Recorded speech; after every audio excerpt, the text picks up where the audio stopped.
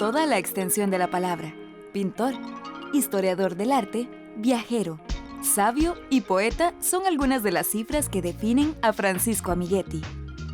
Don Paco es sin duda uno de los pintores costarricenses más importantes del siglo XX. Cultivó una amistad erudita con otro artista costarricense, esta vez un profesor, filósofo y novelista, Rafael Ángel Herra. A finales de la década de los 80s, esta relación se cristalizó en una obra imprescindible para la historia de la cultura y del arte de Costa Rica: El desorden del espíritu. Dicha obra fue editada en el año 1987 por la editorial de la Universidad de Costa Rica. Sin embargo, es hasta el año 2018 que es publicada una segunda edición, esta vez de lujo, con tapadura y a colores, por la editorial de la UNED.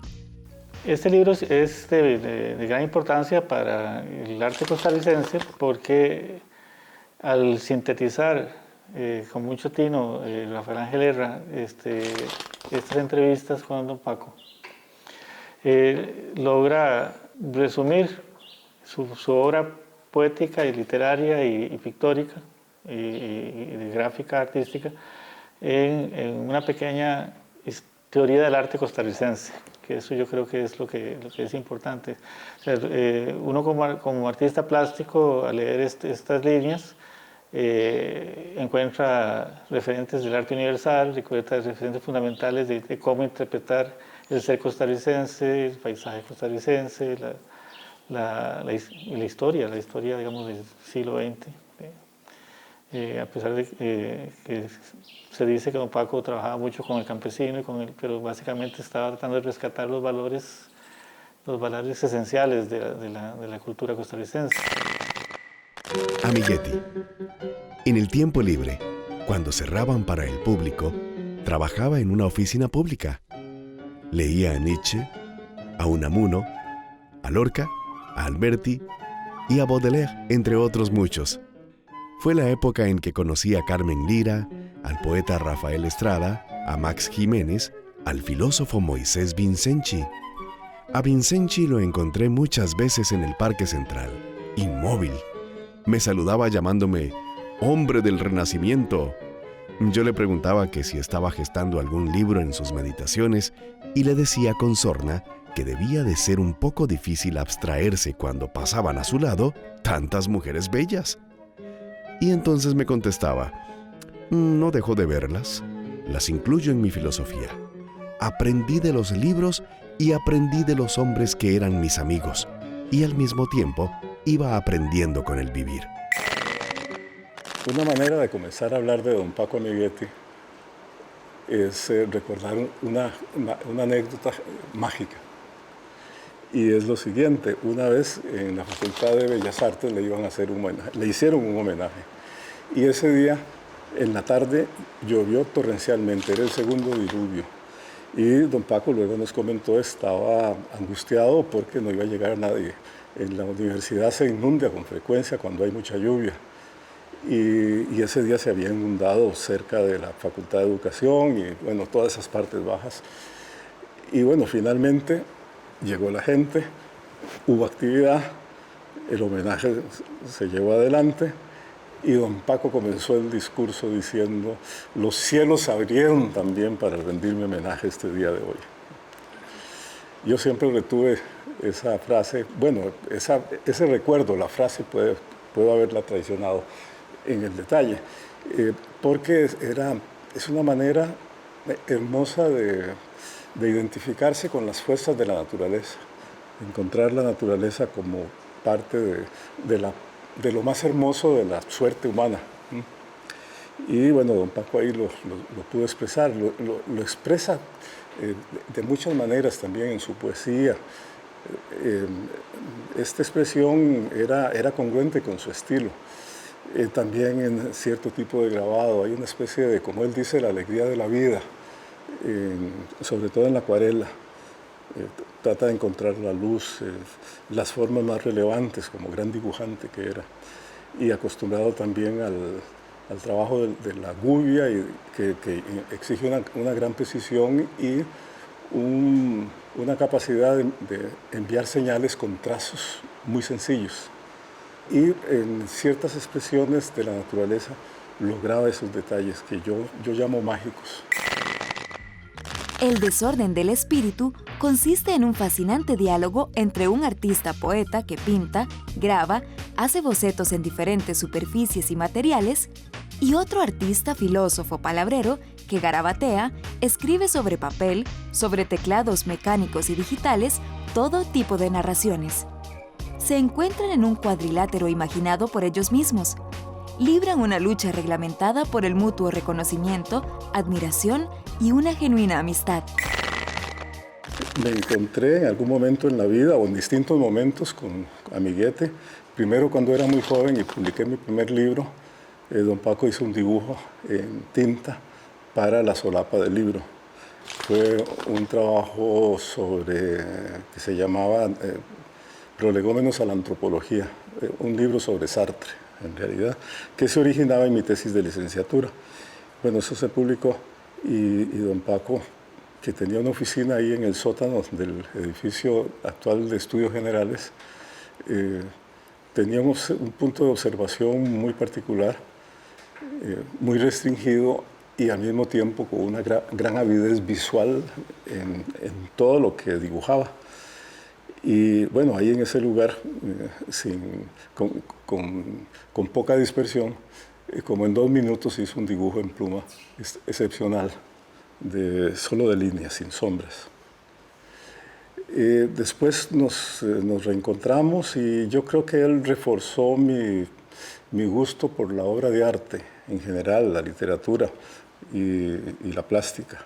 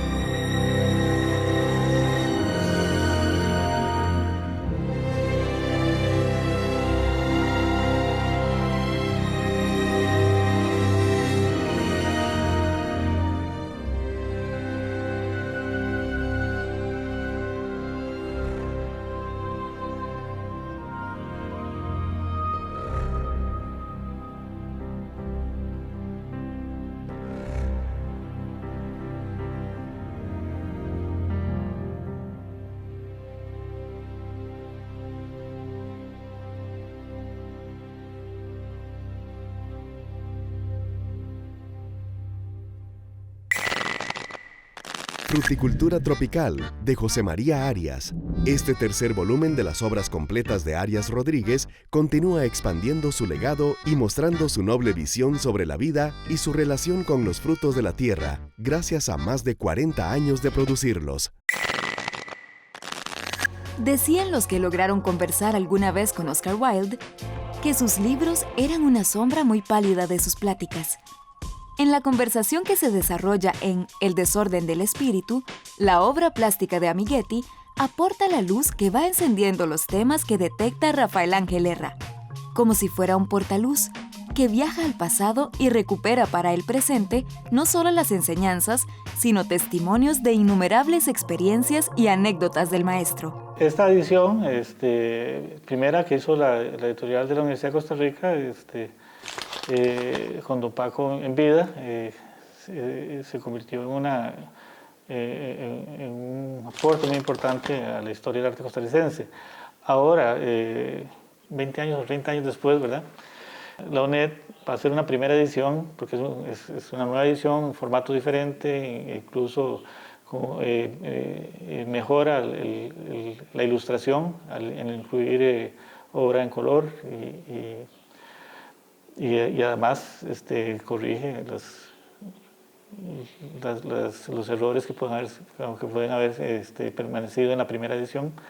Entonces la UNED da un aporte al reafirmar y al rescatar la imagen de don Paco, porque este aporte de la UNED va a permitir que las nuevas generaciones vuelvan a hablar de don Paco, vuelvan a leerlo y vuelvan a estudiarlo como lo que es, la figura principal del arte costarricense del siglo XX, que se quedó en Costa Rica y desde Costa Rica se desarrolló como artista universal. Erra. El orden o el desorden del espíritu. Pero distingamos dos cosas. Por un lado existe el orden o desorden de la vida emocional, los recuerdos, los proyectos, las pasiones inmediatas, las relaciones con las personas, con los objetos, con la obra. Y por otro lado, lo que en el artista es muy importante, el orden o desorden entendidos como disciplina de trabajo. En su caso, me parece que usted ha trabajado disciplinadamente a lo largo de su vida creativa y docente, como profesor de historia del arte, como artista, como poeta, y que, más precisamente, el orden, la regularidad, han sido decisivos en usted como creador artístico. Me ilustró un libro, El genio de la botella, me ilustró La guerra prodigiosa, que fue mi primera novela, con grabados extraordinarios en donde apareció un tema el cual le gustaba mucho a don Paco, que trabajó también en uno de sus libros, que es el tema del diablo.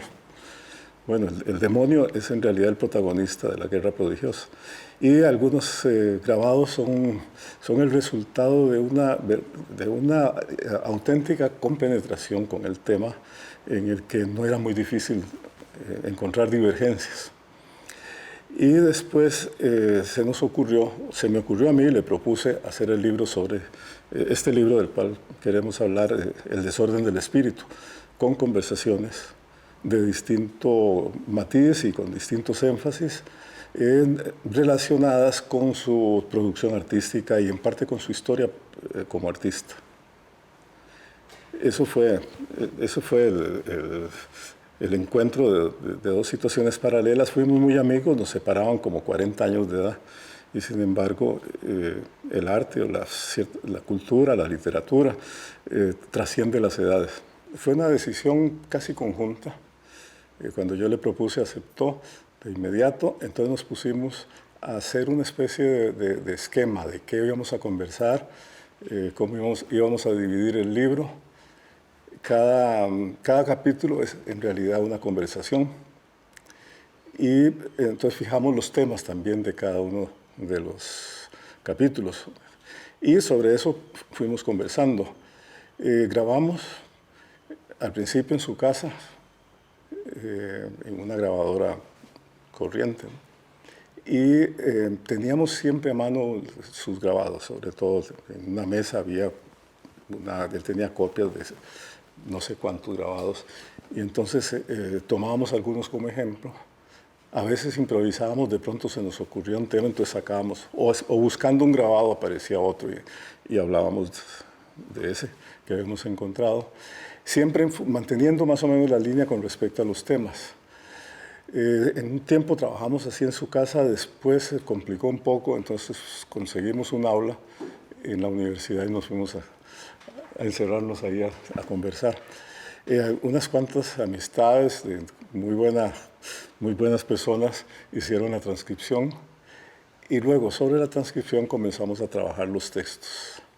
Muy minuciosamente. La transcripción de las conversaciones fue descubrir un borrador extraordinariamente débil.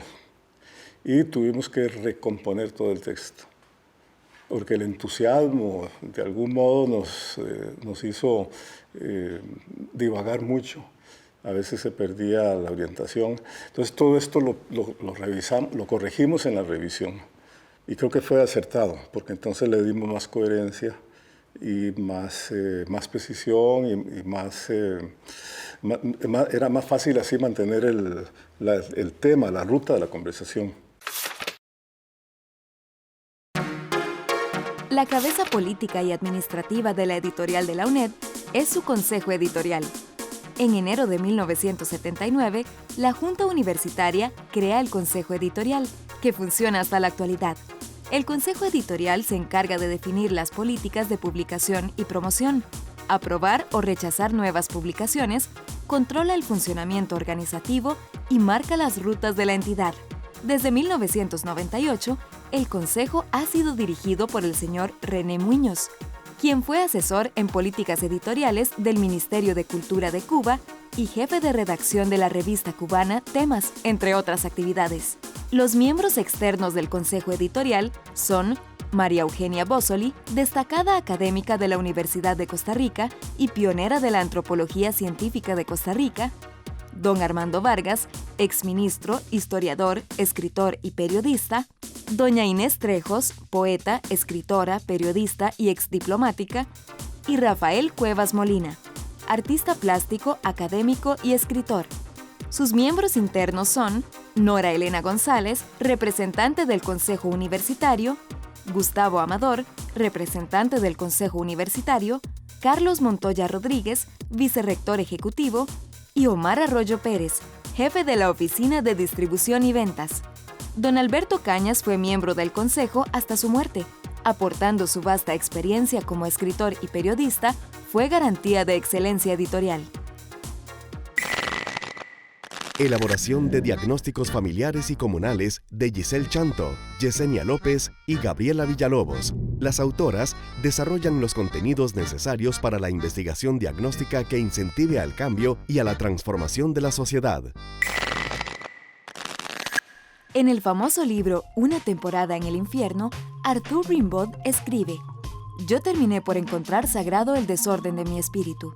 Este desorden agitado va a ser reconocido por Amighetti como un motor creativo y vital en su obra y pensamiento. Pero es el profesor Herra quien aporta a través del poeta francés no solo el título al libro, sino el tema de la develación de alguna verdad oculta en el arte. Sobre eso nos dice: lo de Rimbaud es una metáfora literaria que se extiende hasta la prohibición real. Encontrar sagrado su espíritu en desorden equivale a decir que su espíritu es un ámbito prohibido a los demás». A lo que Amighetti responde: el desorden es locura fecunda para trascender la rutina diaria. El profesor concluye que el arte saca de ahí abundantes cosas. Se precipita en las obras de arte, como lo fue el maravilloso cuadro de Amighetti, La Gran Ventana. La obra artística se alimenta del desorden. El desorden del mundo, el desorden del espíritu. El desorden del mundo es desorden del espíritu, si quiere, ¿no? Porque no hay desorden de la naturaleza, hay desorden de los seres humanos.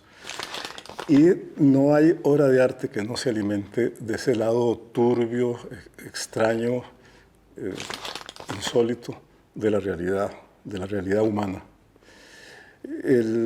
Don Paco creo que señala ahí mismo en el libro que los mejores capítulos de la Divina Comedia, por ejemplo, o las mejores partes, son las que se refieren al infierno, porque es donde el mal está en su grado máximo, valga la paradoja, el mal en su pureza, ¿no? Esa radicalidad del mal está ahí bien cantada y contada y rememorada. Y bueno, eso en Don Paco, si uno ve los grabados, sobre todo los grabados, encuentra una perspectiva, una forma constante de ahondar en esas fisuras oscuras de la realidad humana. Y bueno, por eso el desorden del espíritu es el título del libro. Sí, lo que es importante en el trabajo que hace don Rafael Ángel con don Paco es que logra definir áreas o temáticas o aspectos esenciales de lo que yo diría la teoría del arte de Amighetti. Digamos, entonces, no es que lo hace cronológicamente, él va y viene dependiendo del interés en la estructura del libro. habla del tema de la infancia, que para don Paco fue muy importante, que lo refiere al libro de La Gran Ventana. También viene don Paco con el tema del infinito de la mujer, el enunciado don Paco, el eterno femenino, que es una cosa que va desde, él lo retoma en Francisco de los Caminos, cuando habla de su descubrimiento, de su atracción por lo femenino, ¿verdad? Y también encontramos a un don Paco que no se niega a los asuntos políticos, sino que también lo influye, incluso no tanto políticos como sociales. Me acuerdo grabados como el del abrazo, que es un poco el abrazo de Somoza Sandino con la tradición, o que puede verse con Emiliano Zapata. Hay ese juego de ver cuáles son las influencias, cuáles son las situaciones de la vida de don Paco que lo marcaron en su desarrollo. Y en esa conversación, como dice usted, de don Rafa Herra con don Paco, don Rafa logra tocar las cuerdas claves para que don Paco desenrolle la historia o nos indique cuál era su estructura de pensamiento, qué era lo que estaba pensando sobre X o Y temas. Después de muchas reuniones y de brindar con Dionisios, fiestas alegres y fiestas lúgubres, empecé a ver las cosas que me imaginaba. Tal vez a soñar con los ojos abiertos. Estas alucinaciones me perseguían y me acosaban, provocándome el insomnio. La noche se poblaba de fantasmas insistentes. Me asomaba a las ventanas donde sentía la angustia de una amenaza siniestra, la locura o la muerte. Ese poema es el resumen de lo que viví durante muchas noches. Probablemente lo que escribí, más que arte, es un cantártico que me ha liberado de mis obsesiones. Creo que debe flotar en el aire una nostalgia para entender una época con el corazón. Esta frase, ahora que usted me la recuerda, está en el libro, la dice don Paco, y tiene razón. Usted es muy representativa del espíritu, de la fuerza y al mismo tiempo de los ideales de la obra de Amiguetti. Es muy nostálgica, tanto en los grabados en blanco y negro, los grabados viejos, como en la obra más expresiva de colores, en las xilografías más recientes o tardías de su obra, siempre hay un halo melancólico. Bueno, melancolía no en el sentido clínico, sino más bien en este sentido de tristeza, de recuerdo nostálgico, de cierto malestar leve en el esfuerzo de evocar, y al mismo tiempo cierto regusto en esta evocación nostálgica y melancólica. Es fuerte este sentido en los grabados, y sobre todo en los grabados a colores, y creo que es persistente.